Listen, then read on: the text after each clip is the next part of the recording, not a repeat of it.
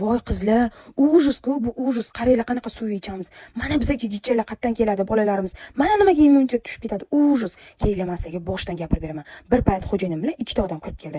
Bular nima qilyapti? Kerak emas, hozir reklamasini o'tkazib ketadi desam, bitta kostyum shim kiygan bola, "Opa, men sizga keling ko'rsatib beraman" dedi-da. Bir payt baklashkaga suv olib, 3 litrga o'zini filtridan o'tkazdi. Mana opa rezultat dedi. Men shokdaman qizlar. Bittasi filtr bo'lgan suv, mana men bu befiltr bo'lmagan, bunisi esa filtr bo'lgan suv. Men prosta shokdaman qizlar. Filtr bo'lmagan suv ichi shuncha xlor bo'lar ekan va ichida opa qarang, sizga hozir qancha bakteriyasi borligini ko'rsatib beraman deb ya'ni elektr tokini o'tkazishni boshladilar. Men tushunmadim.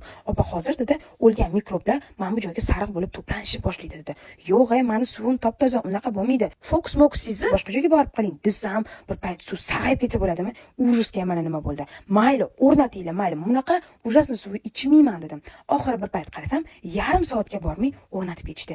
Buni filtri haqiqatan zo'r ekan qizlar. Men prosta shokdaman rezultatidan. Uy bo'lishlari bilan chopib borib tekshirib ko'rdim. Filtrdan suv oldim va vodoprovodimizdan suv oldim. Qaranglar, shunda ko'rinib turibdi qizlar. Bu tiniq varianti filtrdan olingan suv, mutniy varianti bu vodoprovoddan olingan suv. Keyin bir payt to'xtanglar, bu alomatni narxi ham alomatdir desam, yo'q, opa, bo'lib to'lashga imkoniga egasiz, foizsiz deyshuvda. Undan ham xursand bo'lib ketdim. Qanday zo'r bo'ldi-ya. O'rtoqlar, ichinglarga shuncha infeksiya kirishiga yo'l qo'ymanglar. Hayotinglarni, sog'lig'inglarni asranglar. Agar sizlarga bu filtr qiziq bo'lsa, shu yerda o'zingizlarning telefon nomeringlarni qoldiringlar va sizlar bilan